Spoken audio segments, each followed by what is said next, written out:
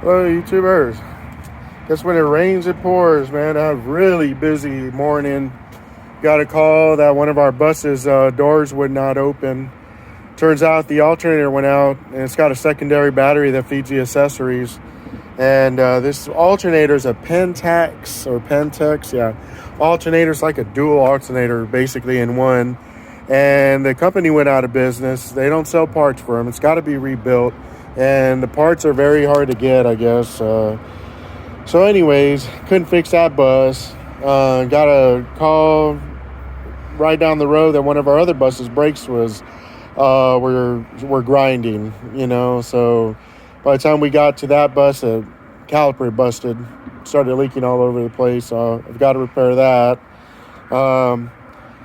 Getting ready to get the parts for that, and my starter goes out on my truck. The Bendix not kicking out. It's been going out slowly, but this time, it's just spinning. It doesn't do anything. Just not kicking out. So my wife is bringing the starter that I bought earlier in the week, but I hadn't had the time to do it, unfortunately. I'll be doing this in a parking lot again, but this time in front of my storage facility where I keep my stuff at, my tools and parts and different things. So that I use for the buses, and I'll be working on my vehicle. I'm going to start by disconnecting the battery.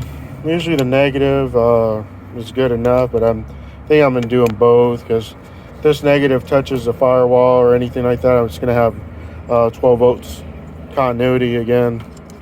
So I will take off the negative.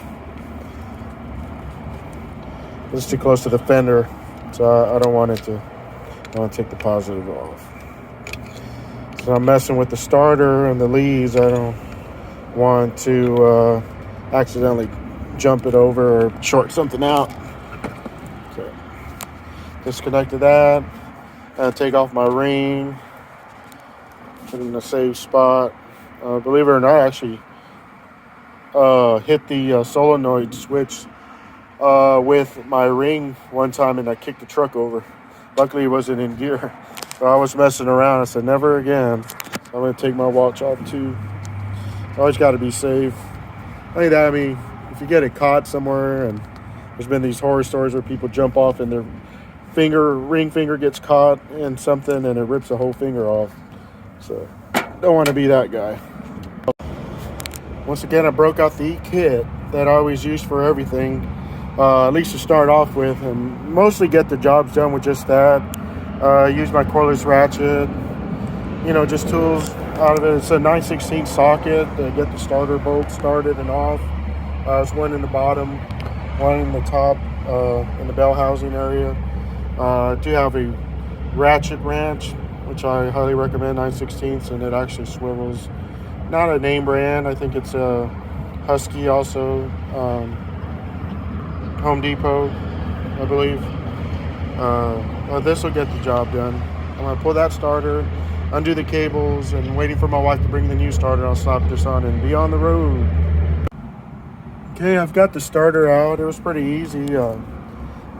Undid the two bolts holding it to the bell housing, and I actually pulled it up through this area here. The cable's so long that I was able to lay it down on the radiator, pull the bolts out, and now the power cable is disconnected. Definitely starter's been replaced, of course, not the original. I haven't done that. It's been done sometime, I guess, before me. I've owned it over 16 years, so I've never touched the starter, and it's probably has 1 million plus cranks, and pretty wore out. It's pretty hot too. It's a remanufactured starter. Yeah, but like I said, it showed signs of going out. Before it would drag, or had like a dead spot in it, depending on where it stopped spinning. When I parked it, had a dead spot and it would drag. And I meant to take the starter with me this morning. I just had a feeling that it was going to go out, and I did not. If not, I would have had it on hand and replaced it then. Instead of now, I'm waiting for the wife to come rescue me again. And after 16 or 17 years of service in this with this pickup, I mean, it's expected. It's all happening at once. Everything seems to be going out. Before another clutch will be out. It's another thing I've never touched in the whole time I've used it, and it's been all over, from Shreveport, Louisiana to Florida, to Houston, Texas, to San Antonio, Texas, to Dawsonville, Georgia. You know, all over Shreveport, countless times in all the surrounding areas. To Alexandria, Monroe, it's been everywhere. Oil City on up, you know, to Arkansas. I've used this thing with engines in the back of it, little trailers, car dolly even.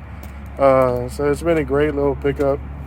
And it's just, you know, I mean, eventually I'm going to probably need something that's more reliable and give this one a break and actually do like not a resto, but make it look, you know, cool again and just actually use it for driving and enjoying instead of working, because it's getting too old for that. Just like me, you know, trying to put it away, you know.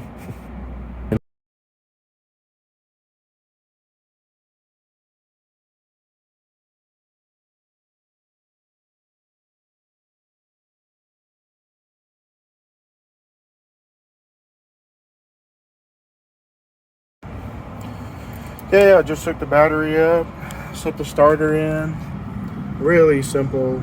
I mean, 5 minutes, man, to take it off, 5 minutes to put it on. I waited longer for my wife to show up to drop the starter off than it took to put it on. So, about to crank it. Hopefully it starts, and it will, I'm sure. The suspense. Watch my head. Neutral. Oh yeah, finally. Good start.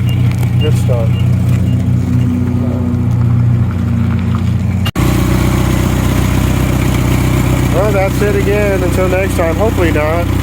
But all these little breakdowns they just slowing me down. I mean, luckily I had the starter on hand, not in my truck, unfortunately, but my wife had it at the house and she brought it to me.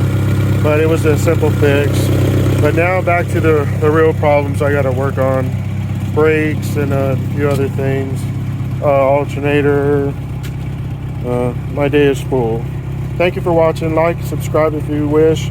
If you want more or different content, just hit me up. Let me know what you'd like to see. I've got plenty of projects going on, and there's still plenty more I have yet to get to, unfortunately, because I have to work, and I stay pretty busy. Thank you for watching, y'all. Bye.